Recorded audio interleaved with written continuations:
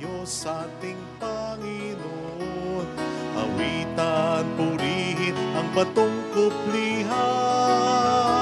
Ang Diyos siyang tanging lakas. Magpasalamat tayo sa Kanyang harapan. Ang Diyos ay awitan, ating purihin nang may tuwa at galak. Nang may tuwa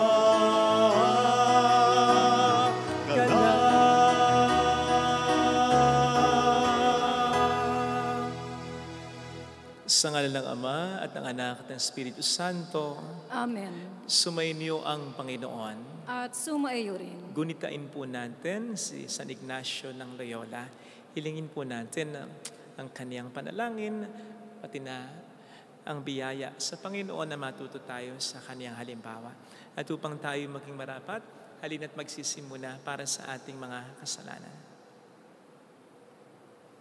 Tayo pong lahat, inaamin ko sa makapangyarihang Diyos at sa inyo mga kapatid, na lubha akong nagkasala sa isip, sa salita at sa gawa, at sa aking pagkukulang. Kaya sinasamo ko sa mahal na Birheng Maria, sa lahat ng mga anghel at mga banal, at sa inyo mga kapatid, na ako'y panalangin sa Panginoong ating Diyos. Kaawaan tayo na mapagmahal na Diyos, patawarin sa ating mga sala, at patnubayan hanggang sa buhay na walang hanggan. Amen. Panginoon, kaawaan mo kami. Panginoon, kaawaan mo kami. Kristo, kaawaan mo kami. Kristo, kaawaan mo kami. Panginoon, kaawaan mo kami. Panginoon, kaawaan mo kami. Yumuko tayo, maaring ibulong sa Panginoon ang ating intensyon.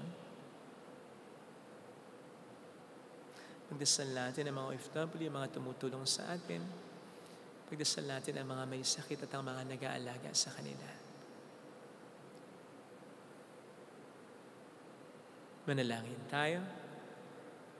Ama naming makapangyarihan, hinirang mo San Ignacio de Loyola para ilaganap sa tanan ang lalong ikadarakila ng iyong ngalan sa tulong niya at sa pagtulad sa kanya sa pakihimok dito sa lupang ibabaw. Kami naway paging dapating maputungan kasama niya sa kalangitan sa pamamagitan ni Jesucristo kasama ang Espiritu Santo magpa sa walang hanggan. Amen.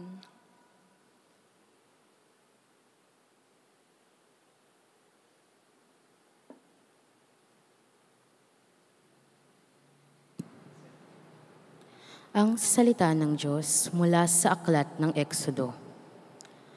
Noong mga araw na iyon, ginawa ni Moises ang lahat ayon sa utos ng Panginoon. Kaya ang tabernakulo'y itinayo nila noong unang araw ng unang buwan ng 2nd taon mula nang umalis sila sa Ehipto. Si Moises ang nagtayo ng tabernakulo. Inilagay niya ang mga tungtungan nito, itinayo ang mga bastidor, isinuot ang mga argolya, ang mga trabesanyo at itinayo ang mga poste. Nilatagan niya ng lona ang ibabaw nito at inatipan, tulad ng utos ng Panginoon. Isinilid niya sa kaba ng mga tapyas ng batong kinasusulatan ng mga utos. Isinuot niya sa mga argolya ng kaban ang mga pasanan at ipinatong ang luklukan ng awa. Ipinasok niya sa tolda ang kaban ng tipan at tinabingan ayon sa utos ng Panginoon. Nang mayari ang tabernakulo, nabalot ito ng ulap at napuspos ng kaningningan ng Panginoon. Hindi makapasok si Moises pagkat nanatili sa loob ang ulap at napuspos nga ito ng kalulwatian ng Panginoon. Sa paglalakbay ng mga Israelita, nagpapatuloy lamang sila tuwing tataas ang ulap mula sa tabernakulo. Kapag hindi tumaas ang ulap, hindi sila nagpapatuloy. Hanggang hindi tumataas ang ulap, hindi sila lumalakad.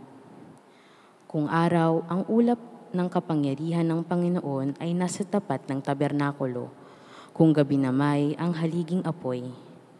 Ito'y nasa isang lugar na kitang-kita ng mga Israelita at siya nilang tanglaw sa kanilang paglalakbay. Ang salita ng Diyos. Salamat sa Diyos. Ang templo mo'y aking mahal, Diyos na makapangyarihan.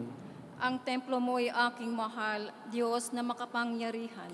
Nasasabik ang lingkod mong sa patio mo ay pumasok. Ang buong pagkatao'y umaawit ng may lugod. Sa masayang pag-awit ko, pinupuri buhay na Diyos. Ang templo mo'y aking mahal, Diyos na makapangyarihan. Panginoon, sa templo mo, mga maya'y nagpupugad. Maging ibong layang-laya, sa templo mo'y nagagalak.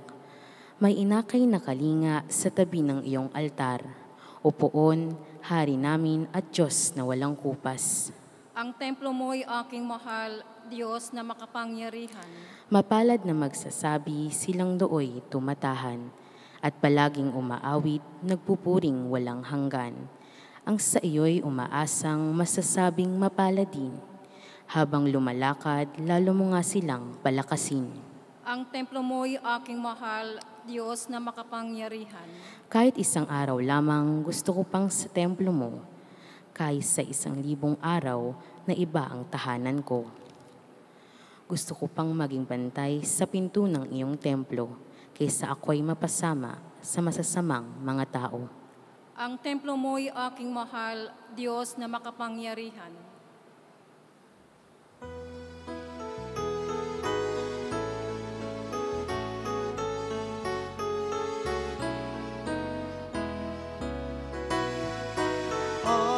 Alleluia, alleluia, alleluia.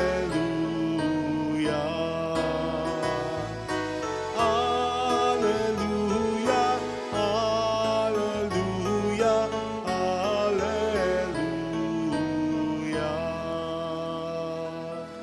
Sumainyo ang Panginoon. At sumaiyo rin. Ang mabuting balita ng Panginoon ayon kay San Mateo. Papuri sa iyo, Panginoon. Noong panahong iyon, sinabi ni Jesus sa mga tao, ang paghahari ng Diyos ay katulad din ng isang malaking lambat na inihagi sa dagat at nakahuli ng sari-saring isda. Nang mapuno ay hinila ito sa pampang at naupo ang mga tao upang pagbukod-bukirin ang mga isda. Tinipon nila sa mga sisidlan ang mabubuti, ngunit itinapon ang mga walang kwenta. Gayun din ang mangyayari sa katapusan ng daigdig. Darating ang mga anghel at ihiwalay ang mga makasalanan sa mga banal at iahagi sa mga makasalanan sa maningas na pugon.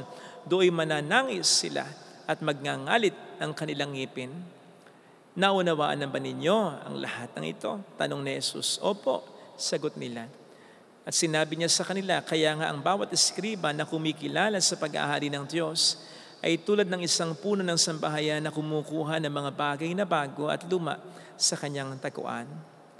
Nang masabi na ni Jesus ang mga talinghagang ito, siya'y umalis doon. Mga kapatid, ang mabuting balita ng Panginoon. Pinupuri ka namin, Panginoong Heso Kristo. Welcome po sa Our Lady of Lasalle at Quasay Parish, kung saan ayos lang umiyak at samahan tayo ng mahal na ina sa pag-iyak at sa pagdarasal upang maging maayos ang lahat. Bata pa lang tayo ay tinuturuan na tayong pagbukod-bukurin ang mga bagay according sa itsura nito, hugis nito, kulay nito, uri nito. Natatandaan ko, okay bata, mayroong isang sikat na awit sa isang program na pangbata. Alin ang naiba, isipin kung alin ang naiba. And then iisipin mo nga kung anong naiba at aalisin mo, ihiwalay mo sa iba. Hanggang sa pagtanda natin, dala-dala natin ang gawain na ito. Nandiyan pagbukod-bukirin natin, halimbawa sa damit, ang mga dekolor, sa mga puti, sa mga bagay-bagay, yung nabubulok at hindi nabubulok. Hanggang sa minsan, pinagbubukod-bukod din natin ang tao according sa yaman nito, according sa kakayanan nito, according sa lakas nito, according sa height nito, according sa itsura nito. And we do this, of course, because of some valid and good reasons for proper distinction, for order, and for appropriate treatment of things and persons depending upon their needs and situation. Kaya lang, kung minsan, nagiging negatibo rin ang epekto nito, lalo pat ina-apply nga po natin sa tao kung dahil dito ay nakapagdi-discriminate na tayo. Halimbawa po, yung pagbubukod ng sinasabing nabubulok at di nabubulok na i-apply ng kuminsan natin sa tao. With the nabubulok ay yung mga matatanda daw o kaya yung hindi ganong kagwapuhan o kagandahan. Diba? Ginagawang joke yan. Kung minsan at hindi po maganda yan dahil pwede tayong makasakit ng kalooban pag ganyan. O halimbawa na lang din kapag pinagbubukod-bukod yung mga matatalinong estudyante at yung sinasabing mahina ang ulong estudyante na ang favor ay naibibigay dun sa mga klase ng matatalino at walang bahala na yung sinasabing mahina ang ulo. Kasabihan nga po dati at least doon sa eskwelahan na alam ko na kapag nasa last section ka, huwag ka nang umasang may matutunan ka pa kasi hindi pa man ay parang nahusgahan ka na. Sana hindi na po nangyayari ito ngayon kasi hindi po maganda yon. Narinig po natin sa ating ebanghelyo ang talinghaga tungkol sa paghahari ng Diyos. At dito po ay ginamit na larawan ni Kristo ang isang malaking lambat, larawan ng paghahari ng Diyos sa mundong ito. Alam po natin na ang lambat kapag inihagi sa dagat, pag ahon yan, sari-saring mga isda ang makukuha niyan. Hindi lang yung malalaki, pati na yung maliliit. Hindi lang yung mga pwedeng kanin, pati na rin yung mga hindi po pwedeng kanin. In fact, kahit mga damo, kahit mga basura, nakukuha ng lambat. And so, it is not in the nature of the dragnet to discriminate. Walang lambat na kapag hinatak mo sa pampang, pili ng lahat na isda ang makikita mo. Walang ganun. Kasi hindi karakteristik o hindi trabaho ng lambat ang mamili, kundi ang manghuli. Hindi trabaho at karakteristik ng lambat ang magdetermine ng pagkakaiba-iba, kundi ang basta kumuha lang talaga. At ganito po ang pinakagampani ng simbahan na masasabi po nating instrumento ng paghahari ng Diyos sa mundong ito.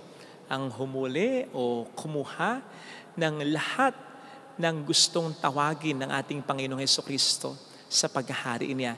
Hindi gampani ng simbahan ang siyang mamili o manghusga sa kung sino ang mabuti o masama, sa kung sino ang pupwede o hindi pwedeng tawagin ng ating Panginoong Hesukristo. Sapagkat hindi po niya trabaho ito. Kaya nga, natatandaan ninyo, di ba sinabi minsan ni Pope Francis, who am I to judge? Sino nga naman siya para humusga? Sapagkat hindi niya trabaho yon. Kahit pa siya ang Santo Papa noon at walang ibang may trabaho dito kundi ang ating Panginoong Hesukristo. Sapagkat siya lamang ang may kapangyarihan na makita kung sino ang mabuting totoo at sino ang nagkukunwari lang, sino ang pwedeng husgahan bilang masama. Talaga, siya lamang kasi ang nakakakita ng tunay na laman ng puso ng tao. Kaya siya lang din ang may pinakakarapatan na humusga ng sinuman. Kaya po mag-ingat tayo sapagkat baka ginagawa na po natin ang hindi natin trabaho. Baka nakapanghuhusga na po tayo. Hindi ko naman po sinasabi na wag nating husgahan yung maling ginagawa ng ating kapwa. Dapat nating husgahan yan. Dapat nating husgahan bilang mali o immoral yan. Pero yung tao mismo, wag nating husgahan bilang masama ng talaga at hindi na pwede pang makapagbago. Yun po ang masama because in so doing, ginagawa na po natin noon ang hindi natin trabaho, which is ang mahusga ng ating kapwa-tao. Hindi pa natin nagagawa. Kung gayon, ang dapat nating gawin o trabaho, which is ang manghuli o manghikayat ng ating kapwa-tao. Abay, isda man kapatid na walang isip. Kapag naramdaman niya na yung minsang lambat o pain na nakahuli sa kanya ay nakasakit sa kanya, magiging mailap na yan sa lambat na yan. Magiging mailap na yan sa pain na yan. Walang isip yan Tao pa ba? Tao pa ba ang hindi maging mailap? Tao pa ba ang siyang bumalik sa simbahan na minsan ay nakahuli na, nakahikayat na sa kanya pero nakapanakit naman ng kalooban niya sapagkat naramdaman niyang hinusgahan siya? Siyempre, malabo na. At kapag nangyari yon, ay para na rin nating inaalis sa isang tao ang magandang oportunidad para makapagbago pa. Sapagkat alam naman po natin na napakalaki ng nagagawa ng ating simbahan sa pagbabago ng isang tao. Dahil narito sa simbahan ang mga sakramento kung saan talagang pwedeng maramdaman ng isang tao ang presensya ni Kristo na nakapagpapabago. At ang isa nga po sa sakramentong ito ay tayo mismo, na sabi nga po ni San Pablo, ay katawan ni Kristo. Kaya sa atin, sa piling natin, ay po pwedeng maramdaman ng isang tao ang presensya ni Kristo. At hindi po mangyayari yon kung magiging mapanghusga ang mga salita, ang mga kilos, ang pakikipagkapwa, at maging ang mga tingin natin sa isang tao. Sa gayon, sa halip na maakay natin siya, mahuli natin siya pabalik kay Lord, tayo pang nagpapalayo sa taong ito. At sa palagay ko po, pananagutan natin ito kung talagang magkakamali, magkakasala o magkukulang tayo. Dahil misyon natin bilang bahagi ng simbahan ang maging daan ng pagsisisi at pagbabago ng isang tao. After all, tayo din naman ay hindi naman purong mabuti, di ba? May mga angking kahinaan, kapintasan din tayo. At kaya tayo na rin sa simbahan ay upang pabutihin ng Panginoon, papagbaguhin niya. Huwag po naman natin sanang ipagkait ito sa iba. Huwag manghusga. Amen. Ilagay natin ang ating kanang kamay sa tapat ng ating puso.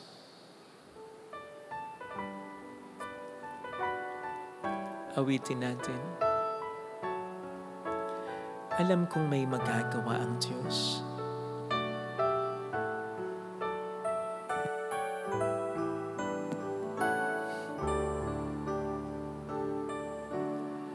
Alam kong may magagawa ang Diyos. Alam kong may magagawa ang Diyos. Alam kong may magagawa ang Diyos. Kung ako'y magtatapat, kung ako'y magtatapat, sa Kanya'y maglilingkod, sa Kanya'y maglilingkod. Alam kong may magagawa ang Diyos. Hindi ako magtututa. Alam kong diringkin ng Diyos ang samo ko, sapagkat mahal niya ako. Alam niya ang pinagdaraanan ko. Alam kong diringkin ng Diyos ang samo ko. Alam kong diringkin ng Diyos ang samo ko.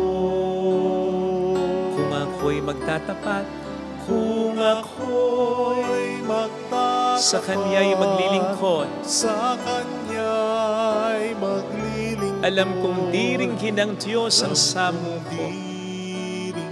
Pumikit tayo. Panginoon, tulungan mo po ako maging daan ng pagsisisi at pagbabago ng kapwa ko, lalong-lalo na sa pamilya, sa munting simbahan na ginagalawan ko. Aaminin ko na may mga pagkakataon na sa halip na makahikayat pa ako sa tao, mas nagpapalayo pa ako sa Kanya. Inilalayo ko siya hindi lamang sa akin, kundi lalong-lalo na sa iyo. Dahil sa kawalan ko ng pasensya, pagiging mainisin ko, pagiging mainipin ko, tulungan mo ko, Panginoon, na mabago rin. Upang kung kinakailangan mas umunawa, mas magpasensya pa ako, maggawa ko sa tulong mo, nang sa gayon ay maimpluwensyahan ko rin ang kapwa ko. Hallelujah! Tulungan mo akong hintayin ang pagbabago nila. Hallelujah! Tulungan mo po akong maging mapagpasensya pa. Siya ay muling babalik sa atin. Kahit na wala akong nakikita ng resulta at kahit na may mga pagkakataong sa pakiwari ko ay mas lumalala pa. Hallelujah! Tulungan mo po akong maniwala sa kapangyarihan mo na kayang baguhin sa isang iglap ang isang tao. Babalik ang Panginoon upang tayo ay kunin. Makikooperate nawa ako sa plano mo. Magtiis nawa din ako katulad mo. Mayroong magandang mangyayari sa iyo. Kapatid, anong malay mo na ikaw ang ginagawang daan ng Panginoon para mabago ang kapwa mo, lalo pat ito'y mahalaga sa iyo, sapagkat kung hindi siya iba, pananagutan mo rin naman siya. Mayroong magandang mangyayari sa iyo. Lalo pat walang ibang pwedeng magtiyaga sa kanya, kundi ikaw na lang talaga. Kung lalapit kay Jesus, Kung lalapit kay Jesus. papuri sa Ama at sa Anak, sa Espiritu Santo. Kapara ng sa unang-una, ngayon at magpakailanman, magpasawalang hanggan. Amen. Pag-aalay.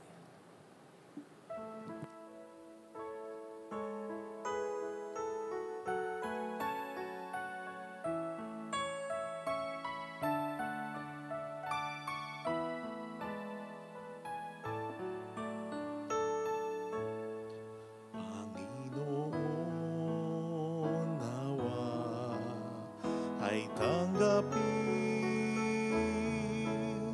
sa iyong mga kamay itong paghain sa iyong kapurihan at dakilang kabanalan. Handog ng iyong sambayan ang banal.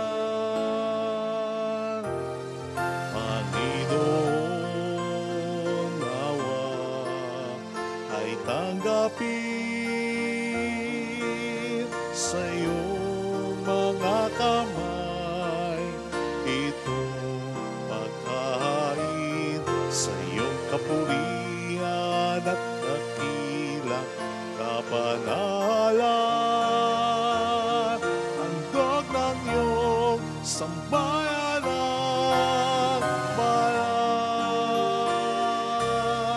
Handog ng iyong sambayan ang banal. Manalangin tayo, pang ating handog ay maging kalugod-lugod sa Diyos sa mga makapangyarihan. Tanggapin nawa ng Panginoon nitong paghahain sa iyong mga kamay, sa kapurihan niya at karangalan, sa ating kapakinabangan, at sa buong sambayanan niyang banal. Ama naming lumikha, maging kalugod-lugod nawa ang mga alay na aming inihahain ngayong si San Ignacio de Loyola ay ginugunita namin.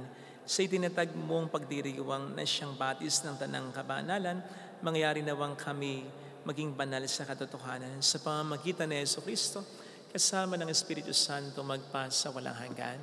Amen. Sumainyo ang Panginoon. At sumaiyo rin. Itaas sa Diyos ang inyong puso at diwa. Itinaas na namin sa Panginoon. Pasalamatan ng ating Panginoong Diyos. Marapat na siya ay pasalamatan. Ama naming makapangyarihan, tunay ngang marapat na ikaw ay pasalamatan. Ang pagkaparangal sa iyong kabutihan ay lagi mong pinapaalingaw sa iyong sambayanan sa pagkakaroon ng mga kaanib na maasahan at tapat tulad mo sa pananagutan, upang magbunga ang punyagi ng iyong anak na sa iyong pag-ibig kami matulad, ang mga banal na tao ay tumutulong sa lahat sa pag-ibigay halimbawa at pananalangin wagas. Kaya kaisa ng mga anghel na nagsisiawit ng papuri sa iyo ng walang humpay sa kalangitan, kami nagpupunyi sa iyong kadakilaan. Santo, Santo, Santo, Panginoong Diyos ng mga hukbo, napupuno ang langit at lupa ng kadakilaan mo. O sana sa kaitaasan, pinagpalang na paririto sa ngalan ng Panginoon, o sana sa kaitaasan. Ama naming banal, ikaw ang bukal ng tanang kabanalan, kaya sa pamamagitan ng iyong Espiritu, gawin mong banal ang mga kaloob na ito, upang para sa amin ay maging katawan at dugo ng aming Panginoong Jesucristo. Bago niya pinagtiis ang kusang loob na maging handog, ginawakan niya ang tinapay, pinasalamatan ka niya, pinaghati-hati niya iyon, niabot sa kaniyang mga alagad at sinabi, tanggapin ninyong lahat ito at kanin. Ito ang aking katawan na ihahandog para sa inyo.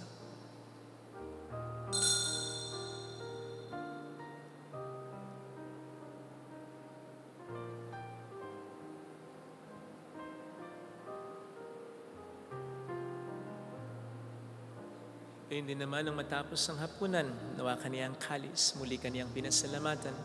Niabot niya ang kalis sa kaniyang mga alagad at sinabi, tanggapin ninyong lahat ito at inumin. Ito ang kalis ng aking dugo ng bago't walang hanggang tipan. Ang aking dugo na ibubuhos para sa inyo at para sa lahat. sa ikapagkapatawad ng mga kasalanan.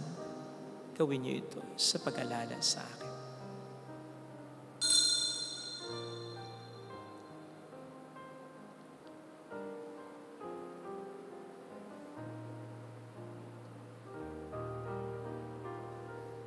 Ipagbunyi natin ang misteryo ng ating pananampalataya.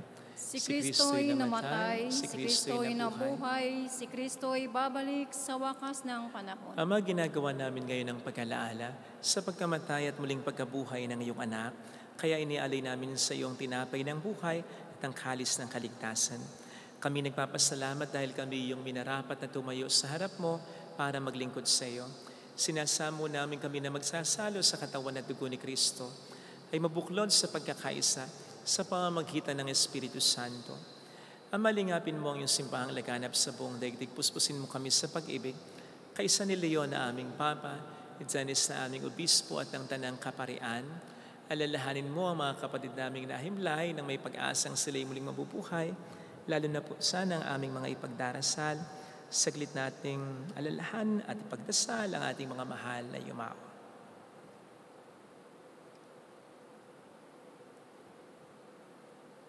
Kawaan mo sila at patuloyin sa iyong kaliwanagan. Kawaan mo at pagintapatin kaming lahat na makasalo sa iyong buhay na walang wakas. Kaisa ang mahal na Birhen ng Lasalet, ang ina ng Diyos, San Jose ang kabiyak ng kanyang puso, San Ignacio de Loyola, lahat po ng mga banal na namuhay dito sa daigdig ng kalugod-lugod sa iyo. May pagdiwang naman namin ang pagpupuri sa ikararangal mo sa pamamagitan ng iyong anak, aming Panginoong Jesucristo. Sa pamagitan ni Kristo, kasama niya at sa Kanya, ang lahat ng parangal papuri ay sa iyo, Diyos amang makapangyarihan, kasamang Espiritu Santo, magpasawalang hanggan.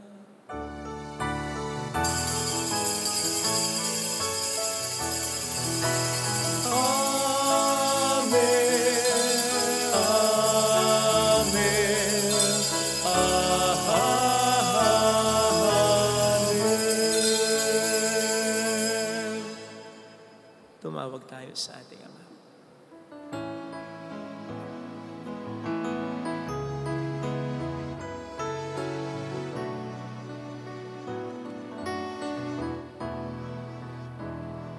Ama namin, sumasalangit ka, sambahin ang ngalan mo,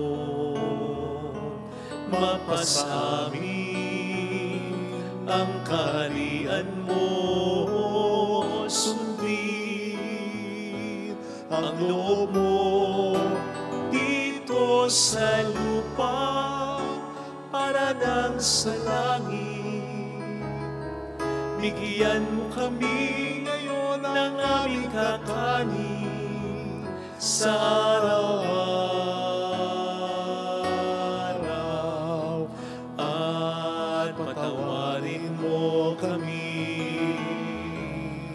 sa aming mga sala para ng pagpapatawad namin sa nagkakasala sa amin.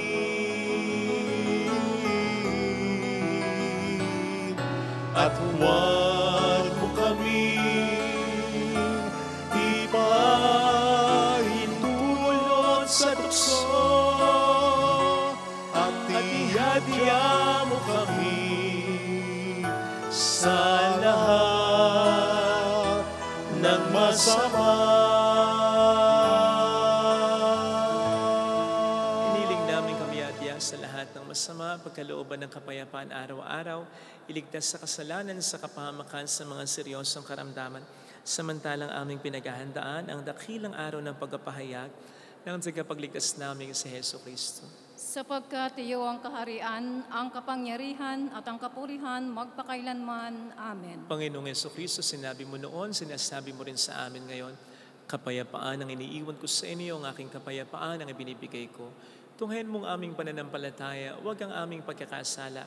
Pagkalooban mo kami ng kapayapaan at pagkakaisa ayon sa iyong kalooban, kasama ng Espiritu Santo magpasa walang hanggan. Amen. Ang kapayapaan ng Panginoon ay sumainyo nawang lahat. At sumaiyo rin. Magbigayan tayo ng kapayapaan sa isa't isa. Kapayapaan po. Espiritu. Kordero ng Diyos, Na nag-aalis ng mga kasalanan ng sanlibutan, maawa ka sa amin. Kordero ng Diyos na nag-aalis ng mga kasalanan ng sanlibutan, maawa ka sa amin. Kordero ng Diyos na nag-aalis ng mga kasalanan ng sanlibutan, ipagkaloob mo sa amin ang kapayapaan. Narito sa harap natin ang Panginoon ng ating buhay at kaligtasan. Mapalad tayong inaanehan. Panginoon, hindi ako karapat dapat na magpatuloy sa iyo, ngunit sa isang salita mo lamang ay gagaling na ako.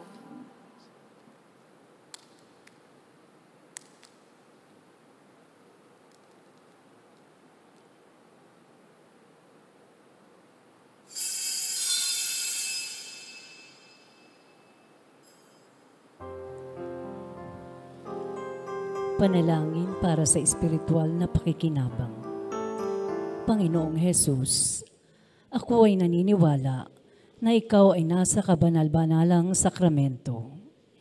Iniibig kita ng higit sa lahat at ninanasa kong tanggapin ka sa aking kaluluwa.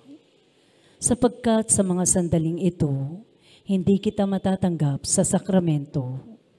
Tumuloy ka sa espiritu sa aking puso. Niyayakap kita na para bang naririto ka na. Inaalay ko ng buong buo ang aking sarili sa iyo. Huwag mong hayaang mawalay ako sa iyo. Amen.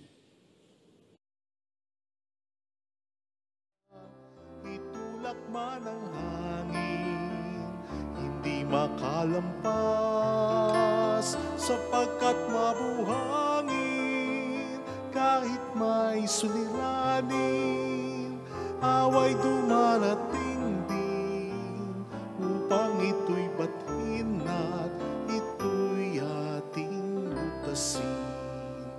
Bawat alon sa dagat, tinig na tumatawag, habang naghahayuma o namamalakaya, lambat ng aking buhay, maaari bang iwanan upang mamalakaya ng taong inyong hirap?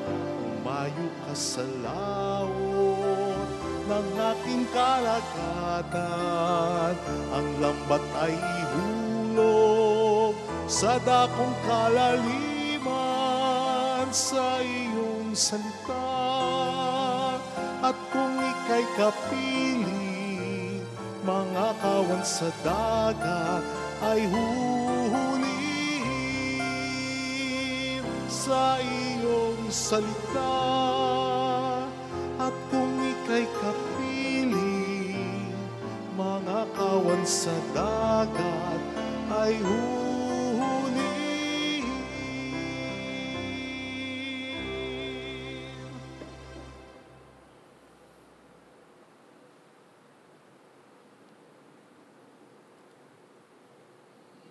Manalangin tayo.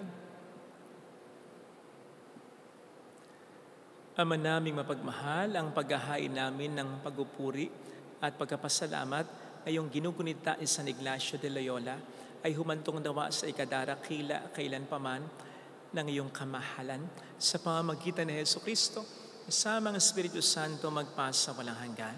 Amen. Holy God, Holy Mighty One, Holy Immortal One. Have mercy on us and on the whole world. Holy God, Holy Mighty One, Holy Immortal One. Have mercy on us and on the whole world. Holy God, Holy Mighty One, Holy Immortal One. Have mercy on us and on the whole world. Jesus, King of Mercy, We trust in you. alalahanin. Alalahanin, O mahal na Birhen ng Lazaret, Ina ng pag-asa. Ikaw ang nagpaalala sa aming magbalik loob sa Ama. Ito ang nagpapatunay na ang kagandahang loob mo'y nanatiling busilak. Sa pag-aaruga mo sa amin, tungkulin mo'y tinupad. Sa paanan ni Kristo, itinuring mo kaming mga tunay mong anak. Kaya ninais mong isa'y huwag mapahamak. maging sa iyong walang tigil na pananalangin, pati luhay pumatak. Huwag na mamawala ng saysay ang iyong paghihirap. Hiling nawa namin sa iyo, o aming inang lihad, na matapos ang pakikibaka namin sa mundong ito at sa pananatili namin tapat kay Kristo, sa kapurihan mo'y makibahagi kaming ganap, upang kung nasaan ka ngayon ay maparoon din kaming lahat, at ang kaganapan ng kaluwalhatian ng Diyos sa may tuluyang matupad siya nawa. Mahal na biran ng Lasalet, tagapagkasundo ng mga makasalanan. Ipanalangin mong walang patid kaming mga dumudulog sa iyo. Maraming salamat po sa inyong pakikiisa at sa mga tulong na binibigay po ninyo. Ang Panginoon po ang pinakanakakaalam ng mga pangalan niyo at ng makabubuti para sa inyo. Yun po ang dalangin namin, dalangin ko personally para sa inyo. Salamat po. Sumayin niyo ang Panginoon At sumayo rin. Pagpalain kayo kasama ang ating pamilya na mapagmahal na Diyos, ng Ama at ng Anak, ng Espiritu Santo. Amen. Pumayo tayo sa pag-ibig ni Kristo. Salamat sa Diyos. Salamat din po.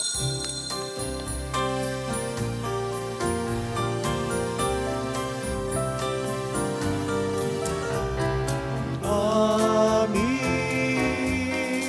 iniaalay